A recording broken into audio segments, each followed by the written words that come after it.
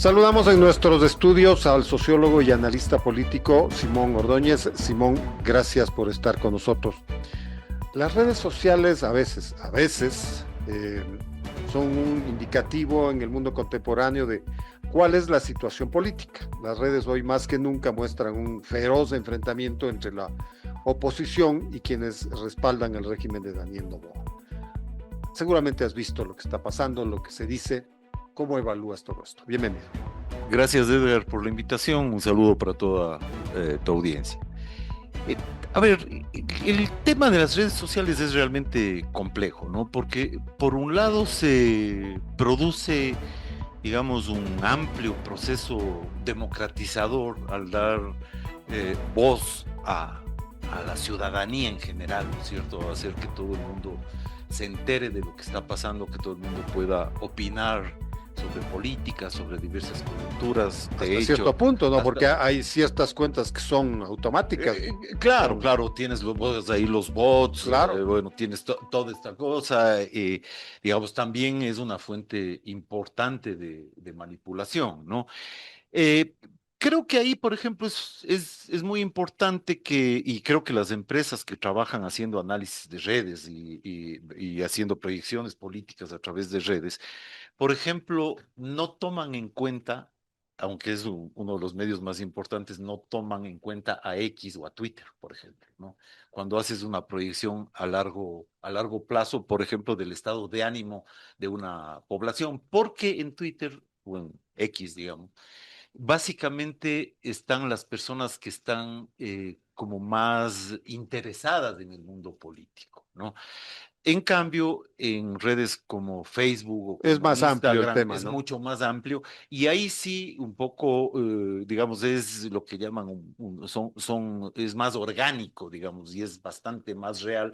Funcionan un poco menos estos bots o estas plataformas o estos centros digamos, de producción de información, etcétera. Pero ahí tú puedes Pe- advertir cierta crispación actual. Sí, yo creo que se advierte, ¿no es cierto? Que se advierte en Facebook, se advierte en las otras redes, ¿no es cierto? Un nivel altísimo de polarización, ¿no es cierto? Digamos, continuamente se están insultando básicamente entre los grupos correístas y los grupos novoístas, se están insultando permanentemente y pocas veces hay o se encuentran muy pocas voces sensatas en las redes sociales, voces que, digamos, hagan apreciaciones, digamos, más objetivas, menos viscerales, ¿no? Pero se advierte esto, ¿no es cierto? Creo que además ahí tanto el gobierno actual como el correísmo, sobre todo estos dos grupos que nos tienen tan polarizados, ¿no es cierto? Tienen también sus equipos de trabajo mandando, digamos, información, muchas veces información falsa, ¿no? Y ahí dependemos mucho los que accedemos a redes, dependemos mucho de ser lo suficientemente perspicaces, inteligentes y tratar de encontrar, digamos, en medio de toda esa avalancha de información, tratar de encontrar estas voces sensatas, ¿no? Pero ¿cómo se prescinde en el análisis político de las redes sociales? O, mejor dicho, ¿cómo se hace el análisis político? ¿Cuáles son sus variables? Entendemos que hay una polarización. En la oposición política el gobierno, o para la oposición política el gobierno no sirve para nada, no hace nada bueno, le han dicho que es fascista. Bueno, ¿hasta qué punto es válido todo lo que está planteando? Bueno, eso te digo, ¿no es cierto? No todo es válido, o sea, no todo es válido porque además en las redes, ya te digo, hay mucha visceralidad, ¿no? Y por otro lado, creo que las redes, debido al algoritmo, ¿no es cierto?, tienden a fortalecer lo que los psicólogos cognitivos llaman el sesgo de confirmación y también el sesgo de disponibilidad. El sesgo de confirmación te llega básicamente información o te llegan, digamos, posteos, etcétera, de aquellos a los que les pusiste me gusta o a aquellos a los que le ves recurrentemente sus publicaciones. Entonces, incluso a veces te tiende a distorsionar la idea que te estás haciendo de la realidad porque lees básicamente a los que piensan como tú. ¿No? Entonces, normalmente eso hace que puedas equivocarte muy fuertemente sobre lo que realmente está pasando, ¿no? Por eso, en cambio, estas empresas que hacen un análisis, que logran separar lo que es comunicación orgánica de lo que son bots, de lo que es pagados, que además, digamos, miran muchas fuentes, logran efectivamente más o menos tener digamos, una idea más clara de lo que está pasando en la política y obviamente creo que los gobiernos, los partidos políticos se retroalimentan de lo que ahí está diciéndose. Y claro, hay las encuestas, pero no es que se hagan encuestas todo el tiempo. Claro, Hay claro. dos encuestas que todavía recordamos los resultados porque se publicaron hace muy poco. Comunicaliza habla de que el gobierno tiene 45% de aceptación Ujú. y la otra es del CIES que dice que el gobierno tiene 25% de aceptación, de aprobación, etcétera. En realidad hay una diferencia notable, pues 20 puntos. Sí, a ver, ahí puede ocurrir varias cosas, ¿no? Una es que una de estas empresas, o quizás ambas, están manipulando los datos, ¿no? Y los datos se lo puede manipular tranquilamente a través de manipular la muestra, a través de manipular las preguntas, y a veces las encuestas pueden servir más bien para posicionar determinadas posiciones políticas, valga la redundancia, ¿no es cierto?, para hacer, digamos, los que creen en Novoa, digamos, estarán contentos sabiendo que todavía tiene un 40-45% de aceptación, y quienes detestan a Novoa estarán felices Con el 25%. con el 25%. Claro. Ambos grupos van a pensar que esas encuestas están diciendo la verdad y posiblemente ninguna lo esté haciendo. El CIES, recuérdame de quién es, quién dirige esta encuestadora. No tengo el dato al momento. Ya. Me parece que, digamos, intuitivamente, por lo que he visto otras, Tatiana Larrea es bueno, referente del CIE. Tatiana, que es una buena amiga, pero es eh, digamos, ella, pareja de quien fue secretario del correísmo, ¿no es cierto? Y, digamos, ha sido una pieza fundamental de la comunicación correísta, ¿no? Ella fue una encuestadora del gobierno de Correa y entiendo que la posición de ella se refleja claramente en los datos que está proporcionando. Yo creo, sin embargo, cruzando varias encuestas, que el gobierno de Novoa debe estar con alrededor del 35-40% de aceptación. Por ahí me parece que es lo que, si uno cruza varias encuestas, es más o menos lo que es real. Un poco el centro de la discusión, o por lo menos entendiendo pues el resentimiento de la oposición, del correísmo en específico, eh, es que ellos le acusan a Noboa de haber eliminado a la oposición, a ellos, por supuesto, el sistema electoral pues les ha dejado fuera, Ujú, ¿no? Y adjudican de que el sistema electoral está cooptado por el gobierno. Lo que sí es muy claro, y ahí sí hay una acción muy directa de ADN de Daniel Noboa, es que en la asamblea sí han sido reducidos a la mínima expresión. ujú, Entonces, claro, hay, obvio que no están de acuerdo con eso, y por eso su reclamo, su acción política de oposición a ultranza. ujú. Ahora, esto de ultranza está bien, o es una característica de la política nacional. A ver, justamente ayer leía un artículo que circuló bastante, un artículo de Juan Carlos Calderón, ¿no? En donde se refería a la intervención de estos tres asambleístas que fueron a Washington a hablar con la CIDH, ¿no es cierto? Esa institución a la que tanto habían despreciado los correístas, ¿no? En su gobierno. En su gobierno. Entonces, es explicable este resentimiento, es explicable, pero lamentablemente lo que sí está ocurriendo es que Novoa sí tiene muchos parecidos en su forma de actuar con el correísmo. No digo que sean exactamente lo mismo, pero sí hay parecidos, digamos, por ejemplo, esta idea de tener controlados casi todos los, digamos, las distintas funciones del Estado, tienen control absoluto sobre la Asamblea, tenía el control sobre la judicatura, el control sobre el fiscal general, el control sobre la Contraloría, etcétera, ¿no? Entonces, lamentablemente, al reproducir las mismas prácticas que tenía Correa, no se convierte en una alternativa al correísmo. Y de lo que queríamos salir los ecuatorianos, y muchos de los ecuatorianos queremos salir, es justamente del correísmo y del Estado autoritario y corrupto que se forjó en esos tiempos, ¿no? Entonces, repitiendo las mismas prácticas, la posibilidad de salir de eso se ve seriamente cuestionada. Eh, bueno, pero ahí hay algunas teorías al respecto, ¿no? Probablemente quien no siguió el ideario correísta o el manual correísta fue Guillermo Lazo y fue Lenín Moreno, pero especialmente Guillermo Lazo. Y vean en qué terminó, pues.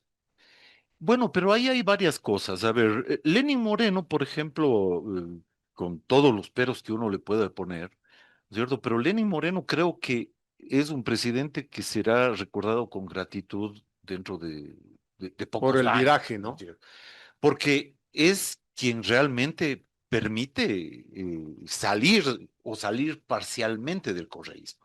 Y salir además en términos bastante democráticos. Lenin Moreno, pese a todo, acabó su periodo, ¿no? Logró además revertir y poner contra las cuerdas al correísmo cuando Rafael Correa todavía estaba aquí, cuando tenían el manejo de la Corte Constitucional, cuando todavía tenían la Fiscalía, cuando tenían una gran cantidad de diputados, cuando tenían gobiernos Ah, locales. estando él Es aquí le decir, ganaron una consulta le popular, pues. ganaron aquí la consulta popular. O sea, fue en términos reales, es un hecho extraordinario y que deberá ser incluso estudiado. Creo que más bien, incluso de alguna forma, Lenin Moreno, él sí le entrega la mesa servida a Guillermo Lazo. Y creo que a Guillermo Lazo, digamos, sí fue, sin duda fue un demócrata, ¿no es cierto? Pero creo que no por ser demócrata tienes que dejar de actuar con cierta firmeza en ciertos aspectos. Y creo que en eso a Guillermo Lazo le faltó. O sea, no necesitas irte por sobre las leyes, irte por sobre la constitución, acaparar todos los poderes para democratizar un país. El propio caso de Lenin Moreno fue una prueba de eso, ¿no? Guillermo Lazo actuó demasiado, fue muy pusilánime, si es que se quiere, en su gobierno y por eso termina como terminó. Y mira, yo dije en alguna entrevista que tuve en ese tiempo, yo creía, una vez que Guillermo Lazo estaba tan acorralado, ¿no? Yo creía que la salida era que él entregue la presidencia a su entonces vicepresidente, que era Alfredo Borrero. Pero eso no No, fue opción para él. eso no fue opción para él y no fue opción, creo, sobre todo por la enorme vanidad de Guillermo Lazo, ¿no es cierto? Prefirió dejar al país, digamos, de entrar a la muerte cruzada y gracias a esa muerte cruzada ha ocurrido lo que todavía estamos viviendo, ¿no? Desde el crimen de Villavicencio, digamos, que se da en esa época y que transforma todo el escenario político y que aparece de la nada prácticamente, porque antes del asesinato de Villavicencio, ¿no es cierto? Noboa, y antes del debate incluso, tenía 3 o 4%. Él estaba pensando seguramente en la candidatura para el año 2029. Eso dijo. Exactamente, ¿no? Entonces le cae la presidencia, empieza a improvisar mucho y por ciertas características personales y de su grupo, entonces tiene esta forma de ensimismamiento que la demostró desde el primer día que ganó las elecciones, ¿no? Cuando recibió su triunfo metido con su grupo de amigos en su finca de Olón. Entonces, desde ahí, digamos, dio signos preocupantes, digamos, de una desvinculación con las necesidades de la sociedad, el tipo de gabinete que puso lleno de muchachos excesivamente jóvenes, y a veces sí es necesario, gente joven, hay gente brillante, etcétera, pero un gobierno que no se alimente también de políticos con experiencia, de gente que tenga un nivel de conocimiento sobre el manejo del Estado, que tenga más sabiduría, etcétera. Digamos, sin eso un gobierno no es nada, ¿no? Pero en las condiciones en que está el correísmo actualmente, sin embargo, fíjate que después del 24 de mayo, Rafael Correa plantea la revocatoria del mandato Claro. de Daniel Noboa, aparentemente se cumplen pues los plazos. Es decir, empujar a un escenario parecido al de Guillermo Lazo, Claro, creo porque que la revocatoria de Lazo la persiguieron desde enseguida que se acabó su campaña de vacunación. el correísmo ha actuado así siempre y en general la izquierda actúa así. O sea, si la izquierda no gana elecciones, inmediatamente trata de tumbar al presidente. Bueno, los socialcristianos también. Pero mucho más te digo en la izquierda. El caso, por ejemplo, de lo que está ocurriendo este momento en Bolivia, ¿no? Están queriendo tumbar A Rodrigo Paz, sí, exactamente, no tiene ni 6 meses de gobierno, ¿no menos. es cierto? Así. Entonces, esta mafia ligada a Evo Morales, ¿no es cierto? Que además tienen una capacidad de movilización importante, no son ni demasiados, ¿no? Pero Lenin ya decía, con Lenin, ahora me refiero No Moreno. a Vladimir Ilich, ¿no? Lenin ya decía, con 1.000 o 1.500 revolucionarios profesionales, tú puedes caotizar un país y hacer la revolución. Entonces, si vos tienes, digamos, unos cuantos grupos de 50, 100 personas en cada uno de estos grupos que están cortando las arterias principales de un país, puedes terminar tumbando un gobierno si es que ese gobierno no actúa con firmeza y con fuerza como se tiene que actuar. Quizá eso se quería que suceda en septiembre pasado. Posiblemente. O sea, el correísmo va a jugar esa carta. No creo esta vez que tenga la fuerza suficiente como Revocatoria para significa hacerlo. firmas, Claro, ¿no? firmas, fuerza, creo que en la asamblea hay mayoría de ADN, ¿no es cierto? Pero tampoco tiene, creo que, el apoyo popular como para hacerlo. Correa está, digamos, eh, a mí ya me parece un tipo que me causa entre chiste y un poco de pena, a ratos también me da iras, ¿no es cierto? Ver que un tipo que un tipo que está medio enfermo, digamos, pasa obsesionado, queriendo volver al poder. Es como que le quitaron aquello con lo que soñó toda su vida, ¿no? Es tener poder, poder codearse Pero ya lo tuvo, o sea, fueron 10 años. ya lo tuvo 10 años, pero seguramente se acostumbró. Acuérdate que ellos hablaban de una constitución para 300 años.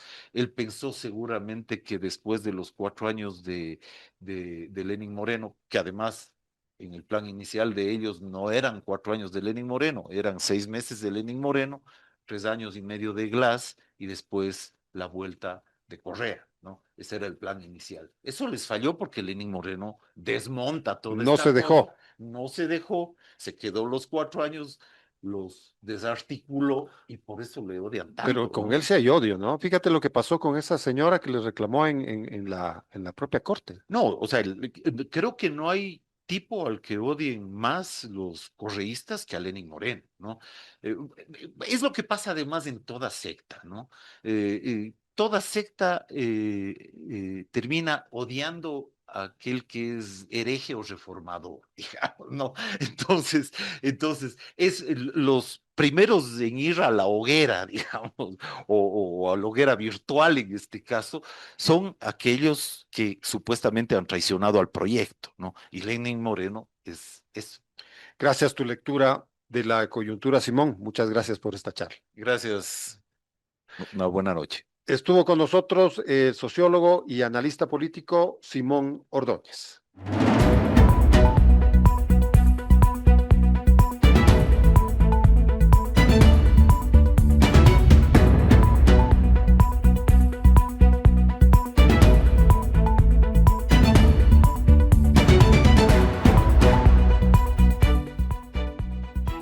Saludamos a través de la vía virtual a nuestro siguiente invitado. Se trata del director ejecutivo de Constructores Positivos, Gandhi Burbano. Gandhi, buenas noches, gracias la oportunidad. El gobierno promociona sus planes de vivienda, Credicasa, Mitimiti, etcétera. ¿Cuál ha sido la recepción en el sector de la construcción? ¿Cómo ha impulsado este sector? Bienvenido, buenas noches. Buenas noches, Edgar. Muchas gracias por la oportunidad de dirigirme a este público y a ustedes en general.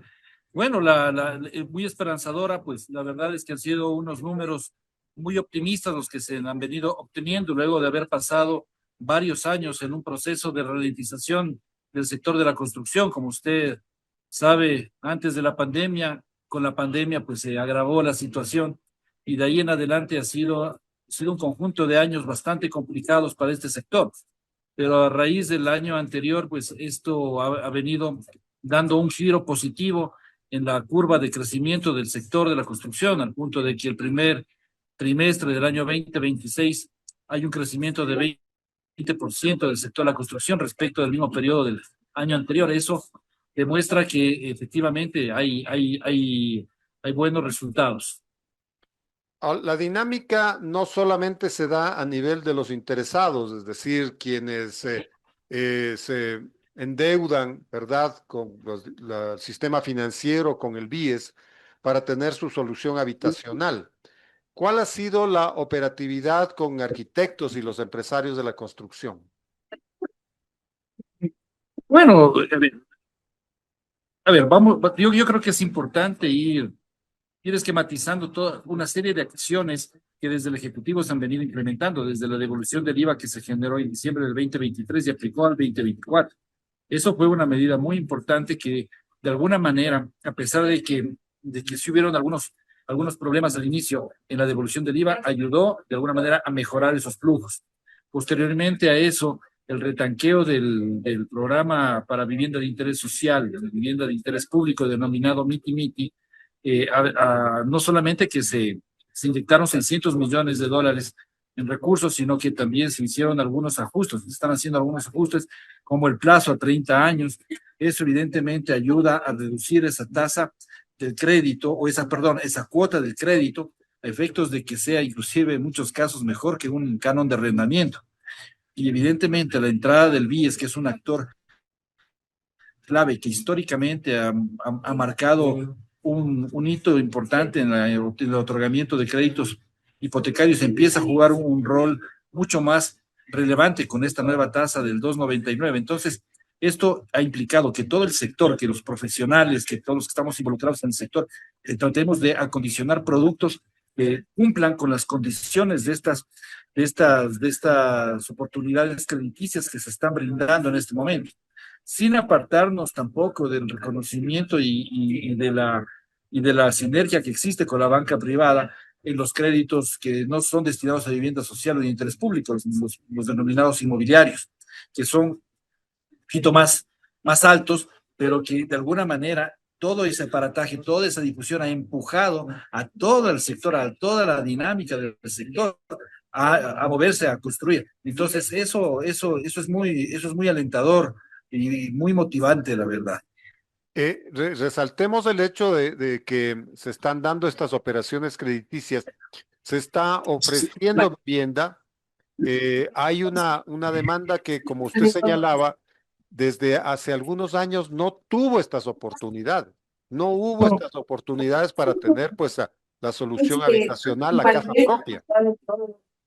Claro, mire, bueno, aquí hay algunos temas. Yo creo que el producto para la vivienda de interés social y pública ya tiene algunos años, ya marcaba ese ritmo. Sin embargo, no crecía con la vehemencia que debería haber crecido. De hecho, actualmente representa el 18% del volumen general de cartera de hipotecario. Y eso ya es un tema positivo, porque antes estaba alrededor del 14%, 13%, y siempre así en esos rubros oscilaba. Ahora ya se posicionó en un 18%. Eso es bueno, para empezar. Eso es muy bueno. Ahora, sí hay que evaluar con seriedad que hay muchos sectores de la economía, muchos sujetos de crédito que todavía no están, no están calificando a los créditos, sobre todo los que van a niveles de socioeconómicos un poquito más medios para abajo.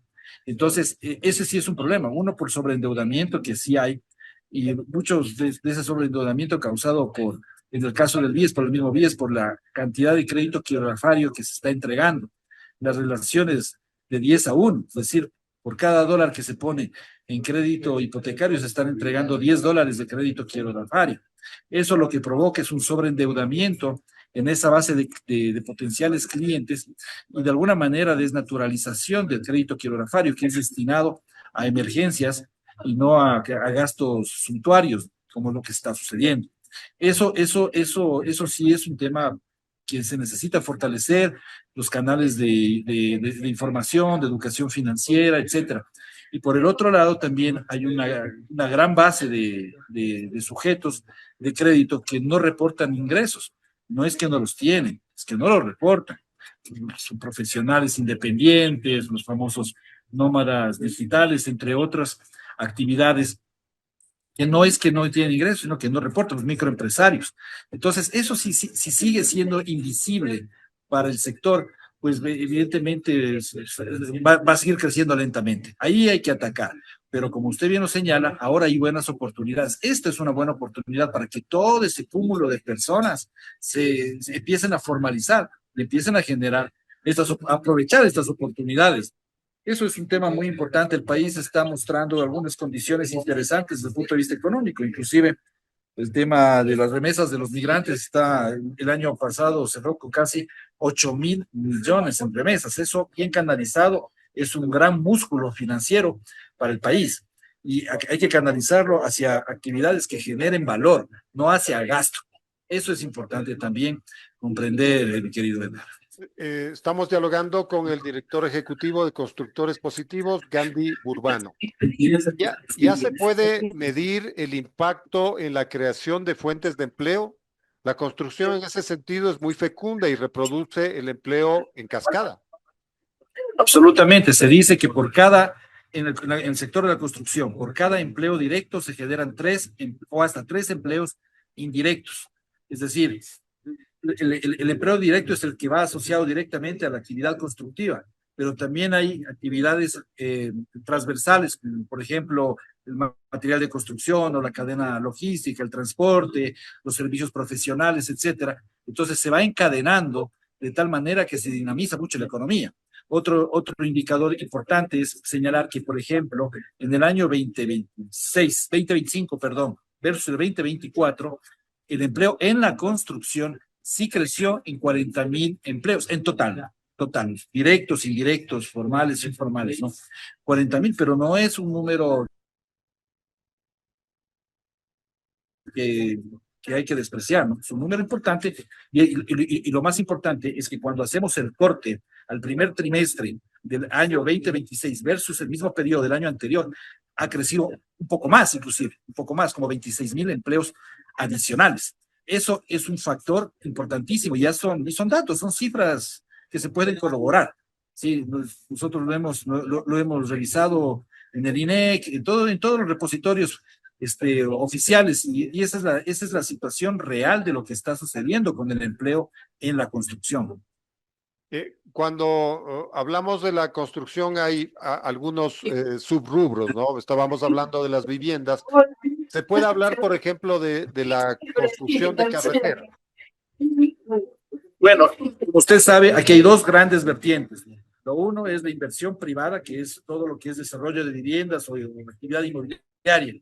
Por el otro lado, la obra pública. En la obra pública ya se ve que hay algunos proyectos que se van a ir ejecutando, que el Quinto Puente, el tema del museo acá en Quito y algunas cosas adicionales que se quieren ejecutar. Sin embargo, todavía es poca la inversión en obra pública, todavía falta mucho. Ahí más bien lo que hay que hacer es fomentar las alianzas público-privadas, las alianzas estratégicas, porque es la única manera de que el Estado cumpla sus objetivos de dotar de infraestructura a la ciudadanía, y la ciudadanía también necesita de esa infraestructura. Y nosotros desde el sector constructor estamos ávidos de servir y de establecer estas alianzas a efectos de dinamizar también esta parte. Solamente como un dato, mi querido Edgar, hace años, hace 10 años atrás, el sector de la construcción, estas dos grandes vertientes se dividían, obra pública el 70% y obra privada, digamos, o inmobiliaria el 30%. Ahora están 50-50, ¿ya? Pero es más provocado por la caída de la obra pública que por la subida de la actividad inmobiliaria. Entonces, sí es necesario que así como se ha mantenido y ahora está en un franco crecimiento, digamos, la actividad inmobiliaria también en la parte de la obra pública, a través de estas alianzas se fomente un crecimiento más sostenido, de mayor alcance, y ahí es en donde se genera más empleo todavía, Edgar. Ahora, los organismos seccionales básicamente tienen a la obra pública como una de sus tareas específicas. ¿Cómo evalúa usted ese componente de los GATS dentro de el crecimiento o el impulso a la construcción en el periodo? Bueno, se ve, como le digo, eso se lo ve a nivel general. Desde el punto de vista de los GATS, sí hay actividad, pero todavía no hay grandes obras. O sea, yo a eso me remito. Yo voy a hablar, por ejemplo, de ejemplo acá en Quito. Nosotros tenemos el puente, el famoso puente que conecta la solución vial Guayasamín. Esa solución vial está construida solamente la mitad. Falta la otra mitad. Entonces, sí hay una deuda. Pero acá, por ejemplo, ya se tiene el metro, que fue doloroso presupuestariamente, pero ya está el metro y está funcionando y funciona adecuadamente, diría yo. Desde mi punto de vista, hay que llenarlo ahora, ya está funcionando el metro, entonces hay que generar políticas con los GATS, con el gobierno central, para activar suelo en las cercanías de las estaciones del metro. Esa es la manera de hacer que funcione esa obra de infraestructura tan importante para la ciudad capital. Entonces, ese sí es una deuda, una articulación que hay que empatar con los GATS y también con todas las instituciones que tienen suelo público, háblese del IES, háblese del BIES, háblese de inmobiliaria, háblese del municipio, prefectura, etcétera, que tienen grandes espacios de suelo público que se puede disponer para de vivienda de interés social y de interés público. Ahora se puede hacer vivienda hasta $110,000, es decir, $1,200 el metro de construcción. Normalmente eso es complicado construir en un hipercentro, toca irse a las periferias, a los extramuros, como digo.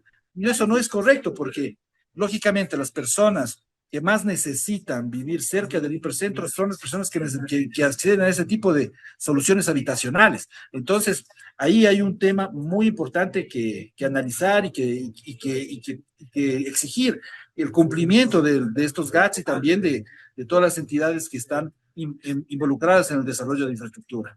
Retorno al tema de las viviendas o de las construcciones que servían para viviendas, pero que estaban a manos del Instituto Ecuatoriano de Seguridad Social, que en pasados años los construyó o que estableció terrenos para la construcción de edificaciones, pero que ahora están en deterioro, se están robando, ¿no es cierto? Están perdiendo esta capacidad de cumplir el objetivo para el cual fueron construidos. ¿Qué hacer con eso? Hay que replantear todo. Miren, hay un tema interesante aquí que lo quiero llevar a colación y que tiene mucha relación a esto. Usted se acuerda del famoso caso mejor dicho, de los famosos fideicomisos del BIES. Claro. Que se establecieron años atrás y que muchos de esos dejaron de funcionar, dejaron de operar. Y sobre eso, ha pasado 10 años, o sea, desde que el BIES se creó prácticamente, que hay mucho suelo y muchos proyectos que están quedados, que están paralizados literalmente. Entonces, mire, ahí hay un tema importante que cuadras se generó una ley. cuadras de terrenos abandonados, Gandhi. Claro, por eso. Imagínese usted, y ahora ya hay una ley que se promulgó hace menos de 8 meses, que permite al BIES reactivar esos proyectos. ¿Ya? Entonces, ahí es en donde hay una gran oportunidad para activar los proyectos de esta institución para generar mayor actividad. No necesariamente tiene que ser vivienda social, puede ser otros tipos de vivienda también, puede ser inclusive desarrollos inmobiliarios de otras características. Lo importante aquí es que ya existe un vehículo que hay que activar. Está en una parte reglamentaria, entiendo yo, pero al menos ya existe esa ley. Entonces, normativamente, no hay un desenfoque en ese sentido. Esa es la manera en la que se pueden ir activando este tipo de suelos. Perfecto, Gandhi, le agradezco por su punto de vista. Muchas gracias por estos minutos. Gracias, Edgar, por la entrevista. Gracias a usted. Fue el director ejecutivo de Constructores Positivos, Gandhi Burban. Sí, muy amable. Muchas gracias, Gandhi. Que esté bien.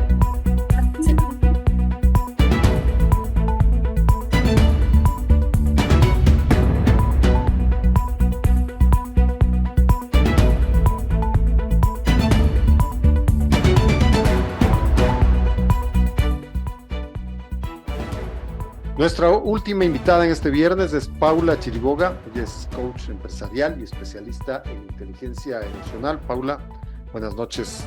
Gracias por estar con nosotros. Mediante ley, la psicoeducación está en la malla curricular. ¿Cuál será el impacto en la escolaridad? ¿Cómo viste esto? Hola Edgar, muchas gracias por este espacio y efectivamente este es un paso histórico que tenemos hoy como país, porque el empezar a trabajar desde la niñez en inteligencia emocional va a dar un resultado de generaciones con un mejor manejo de sus emociones. ¿Y esto qué les ayuda? Es a que ellos puedan ser mejores alumnos, puedan tener mejores capacidades para absorber el aprendizaje. Indiscutiblemente, el impacto no solamente es en la parte educacional, sino en su vida. Van a hacer, los estudios demuestran del impacto de la inteligencia emocional dentro de la parte escolaridad, es que son niños y niñas y adolescentes que se enferman menos. Inclusive su salud mejora, sus notas académicas mejoran. Y el entrar hoy al país, hablar ya de salud mental dentro de las escuelas, es un caso fenomenal. Sí sería bueno decirle a los oyentes, en primer lugar, cómo nos educamos todos, pues, sin este tipo de aportes, en este caso legales, por un lado. Por otro lado, ¿es así de fácil? Pones una ley y ya. No es así de fácil y creo que el ya haberlo puesto sobre la mesa es un paso muy importante. Ahora, ¿qué tenemos que estar vigilantes? Es que sea una implementación adecuada, que no solamente quede una ley en papel, sino que sea una ley que efectivamente comience a tener una implementación de la manera adecuada, porque veíamos, el Ecuador tiene aproximadamente 13.000 planteles fiscales públicos y cerca de 3.000 privados. Es decir, ¿qué capacidad estamos como país para tener maestros capacitados a dar esta materia nueva? Porque si bien es una materia, No todos los profesores pueden hacer esto. no todo, tienen que tener estudios, capacitación en O sea, inteligencia deberían, ¿no? emocional. Eso es lo que hoy estamos promoviendo y justo es lo que nosotros damos este aporte. Hace días atrás tuvimos una reunión en la vicepresidencia en que nosotros tenemos una metodología para implementar de manera adecuada esto dentro de los colegios. Es decir, los chicos empiezan a aprender matemáticas y sin darse cuenta, dentro de matemáticas están aprendiendo inteligencia emocional. Es una metodología ya comprobada. Nosotros tenemos la representación de Six Second, que es la red más grande de inteligencia emocional a nivel mundial, en cuales ellos ya han aplicado la inteligencia emocional en el 80% de escuelas en los Estados Unidos, en la India, en Colombia, en Perú, yo en México también, de los que se me vienen a la memoria, y queremos hoy hacerlo también en Ecuador con una metodología ya comprobada que tiene un éxito rotundo y como tú dices, Edgar, la ley, si bien la ley aprobada dice que quienes darán soporte serán los estudiantes los últimos años de estudio de psicología, que es un aporte importante, pero ¿qué tan preparados ellos están para dar esta contención emocional a niños con diversos casos emocionales en casa? Y son chicos que recién están aprendiendo y necesitamos, digo yo, no sé si la palabra sea dejar de ser experimento, pero quizás ya tener en algo tan importante que va al ser humano como tal, qué tan capacitados estos psicólogos están para dar, o estudiantes de psicología para dar este soporte tan necesario que marca la vida. No marca si tú mañana no pasas física o no pasas matemáticas, ok, vuelves a retomar la materia, pero acá estás yendo al ser, a la parte muy íntima de las personas, de los niños, de los adolescentes, que necesitamos justamente profesionales capacitados con un manejo emocional propio, tan adecuado para que puedan ser esa buena aporte y soporte de estos niños que el día de mañana van a ser los adultos que caminan por las calles de este país. Es una materia, entendemos que tendrá un beneficio para los educandos, pero hay algunas reflexiones, porque hablamos de salud mental y eso nos conduce a la salud integral. Y eso nos recuerdan algunas imágenes terribles, pero terribles. Hace algunos días nada más, pues, un niño tratando de meter Mm. la cabeza de otro en un baño. El año pasado, una niña que le quería romper la cabeza a otra en un graderío. Un extraño ayer que lo quería matar a un estudiante a las afueras Del plan. de su centro educativo. Y claro, violencia de los padres a los maestros, violencia entre estudiantes. En las casas no se descarta que haya un nivel de violencia. Entonces, fíjate, es un entramado de elementos que cuando hablamos de salud mental conspiran contra ella. Y mira, Edgar, creo que a esto solamente faltaba la cereza del pastel de cuántos casos de suicidio se presentan por esta violencia Por supuesto. de los mismos chicos las cifras son alarmantes. Entonces, creo que la necesidad es evidente, la urgencia es de manera inmediata y no solamente de una aplicación dentro del área educativa, sino como sociedad. Inclusive nosotros en esta reunión que tuvimos en la vicepresidencia, se plantea el tema de hacerlo dentro de los GATS para que el trabajo entre en la parte también rural, urbana, para hacer como una implementación dentro de la sociedad como tal, para evitar justo estas situaciones. Y mira, el caso del niño y que los chicos graban que le está metiendo dentro del excusado y en vez de verlo como algo que no está bien, se ríen, graban, hay una normalización a molestar, entre comillas, que el otro chico está sufriendo. Pero no nos olvidemos que la persona que bulea es una persona que en su casa o en su lugar más íntimo, él también es violentado. Psicológicamente, quien molesta en el colegio a este nivel es alguien que él llega a su lugar educativo a desahogarse de algo que él está viviendo en casa. Entonces, por eso, esta nueva aplicación de esta materia de la malla curricular en la educación es importante que venga a atacar no solamente a los niños con este conocimiento, a los educadores, a los profesores quienes van a implementar, sino que también vengan los padres de familia.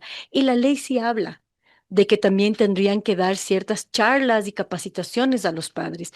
Por eso es que es tan importante que se utilice una metodología que ya haya sido comprobada que da un resultado adecuado. O Porque sea, si debería haber, no hay. en Ecuador no se ha dado. Nosotros tenemos esta implementación que ya se ha comprobado en otros países que efectivamente ha tenido resultados maravillosos. Y te pongo un ejemplo. En México, durante la pandemia hay un caso de éxito que el colegio que había estado trabajando con la metodología de Six Second, ¿qué es lo que tuvo? Es que en pandemia la mayoría de colegios y los alumnos no recibían clases, muchos perdieron el año. Y en esta escuela, el índice de aprendizaje inclusive subió y las notas mejoraron. Entonces son casos de éxito, perdón, que demuestran la implementación adecuada con casos éxitos reales. Entonces es trabajar no solamente en el alumno, inclusive hay un caso también de una escuela en el que el trato fue solamente con autoridades, profesores y adultos y padres de familia. A los niños no se los tocó con la inteligencia emocional. Y el caso de desarrollo también fue exitoso, porque somos los adultos quienes a nuestro alrededor somos una cascada de este conocimiento. Y la implementación debe ser, lo que nosotros estamos proponiendo es que sea padres, profesores, área administrativa de los colegios y obviamente a los niños, niñas y adolescentes, a quien está dirigido. Entonces es una entrega completa una socialización. Y yo como Pero padre, debería contemplarse aquello para que se dé efectivamente una penetración en la malla curricular. en la ley dice que sí tiene que tener llegar a todos estos segmentos. No recuerdo si está el área administrativa de los colegios, pero puedo decirlo, como bien tú dices, en un papel, estar escrito, pero ¿qué tan real va a suceder si tenemos 13,000 colegios y escuelas fiscales en el país? Es decir, necesitamos por lo menos 2 por colegio, mínimo. ¿Qué tan capacitados están? Entonces es importante, por eso nosotros hemos ido y ofrecer nuestro servicio porque ya lo hemos visto. Y creo que es importante, Edgar, que como sociedad entendamos ya la importancia de la salud mental al mirar estos casos que hoy hemos hablado de planteles educativos, pero en la calle vemos todos los días la agresión, la impulsividad. ¿Por qué? Porque nos dejamos llevar por las emociones y no nos damos de esa pausa de 6 segundos para pensar y tener una mejor reacción y mirar la emoción que nos está causando y después reaccionar. Esta implementación de inteligencia emocional no solamente debería darse en los colegios, debe darse inclusive en las instituciones públicas. El día de mañana, el sistema de salud no necesita entrar directamente a los médicos de una, pero podría entrar a quienes atienden, a quienes son un poco más sensibles de quienes van a ir a pedir un turno. Es necesario en todos los ámbitos de la vida del ser humano aplicar la inteligencia emocional personal para que después en todas las áreas en las que tú trabajes puedas aplicarla para tus mejores relaciones familiares, con amigos, con pareja. Después en la oficina eres mucho más productivo y tenemos igualmente cifras comprobadas que cuando tienes personal, perdón, que trabaja en salud mental, estas empresas llegan a crecer en un 23% su productividad. ¿Cuál es el estimado? Que en la sierra, en el próximo septiembre y en el siguiente periodo de la costa ya se incorpore esta materia. Han dado el plazo de un año para que las escuelas y colegios. Entonces, 2027 Sí, es donde en ya ambas va a regiones. estar la malla curricular. Dice que en un año tiene que esto ser ya aplicable. ¿Qué es lo que entenderíamos que va a pasar en la sierra? Es que empezarán ahora desde septiembre a querer implementar y hacer el piloto de cómo hacerlo, hasta que ya sea una materia obligatoria, porque al ser ya parte de la malla curricular, los chicos tendrán que rendir exámenes, tendrán deberes, que es excelente, porque es la única manera en que ya no solamente queda en algún conocimiento o en una, como yo digo, en un solo conversatorio, sino que los chicos empiezan el conocimiento a hacerlo carne. Bueno, pero también se convierte en obligaciones académicas y nada más. Depende cómo lo den. Es que esta materia es tan rica y tan linda que el rato en que tú empiezas a interactuar con este conocimiento, en el que te empiezas a conocer y te miras cómo eres y miras lo que sí puedes cambiar, lo que capaz no podrías cambiar y lo que estás interesado en seguir explotando porque te gusta lo que es de ti. Yo creo que a cualquier persona, a cualquier niño le va a interesar saber por qué se mueve, se maneja de una u otra manera, o desde chiquitos decirles, ok, tienes iras porque tu compañerito te quitó el juguete, pero no necesitas coger el juguete y devolverle en la cabeza y llorar, y lo que vemos que pasa en las guarderías. Cuando hay este trabajo desde la niñez, cada vez vamos a ver adultos mucho más emocionalmente maduros. Entonces, no cualquiera puede dar estas No clases. cualquiera No es puede dar. cuestión de que todos los profesores tengan noción de esto. Imagínate la O sea, carga que va a deberían ser ser para los expertos. DCs. Claro. Si los DCs hoy por hoy no pueden dar un soporte y hemos visto en algunos colegios que a veces es una ayuda psicológica muy pequeña y los mandan y los derivan después ya terapeutas o psicólogos fuera de los colegios y de las escuelas. ¿Qué va a pasar cuando ya tengan que impartir cierto número de horas de clases? Porque ya no es solo ir un ratito donde el psicólogo a hablar, lo que me está pasando en casa o me pasó con un amigo. Y recuerda que ahora los colegios, cuando hay problemas de disciplina, ya los rectores no tienen la autoridad para intervenir, tienen que elevarlo al distrito.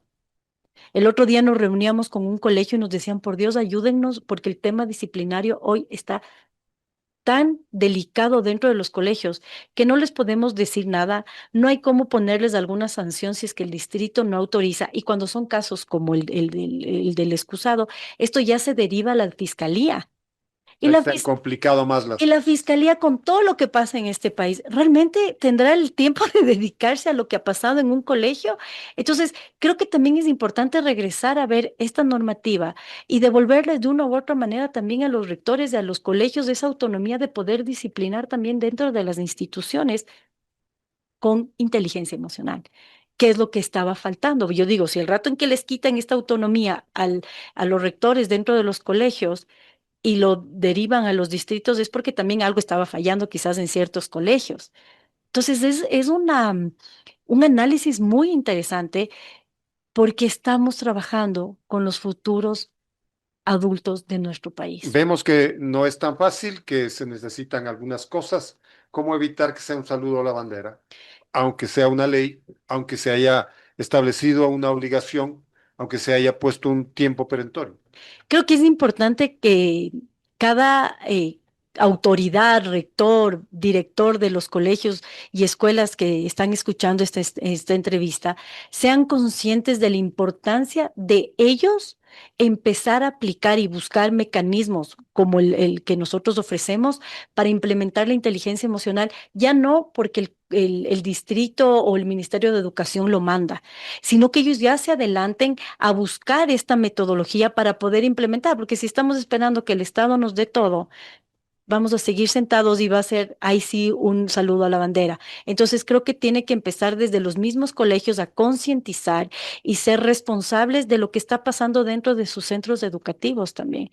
Y no esperar a decir, bueno, es que hubo un caso de bullying y ahora qué hago, sino cómo voy a trabajar en conjunto, porque hoy tengo una ley que ya me respalda y que me está abriendo la puerta a incorporar esta materia ya dentro de la malla curricular. Y hoy con los colegios que hemos tenido contacto en este último tiempo, están muy contentos de que la ley esté, que exista esta materia como parte de la malla curricular. Están muy contentos porque estamos conscientes de que si tú mañana no pasabas física, no te pasaba como mucho, a menos que mañana quieras ser un ingeniero y que necesitabas la materia para poder avanzar. Pero vemos que los seres humanos que no reciben inteligencia emocional el día de mañana son adultos agresivos. Entonces creo que es una materia que debemos darle mucho interés, mucho ojo y regresarle a ver como la base importante y trascendental para el resto de las otras materias. Estaremos atentos pues a lo que suceda con esta ley. Gracias, Paula, por explicarnos tu punto de vista. Gracias por estos minutos. Gracias a ti, Edgar, y siempre estoy a las órdenes. Muchas gracias. Estuvo con nosotros Paula Chiriboga, coach empresarial, especialista en inteligencia emocional.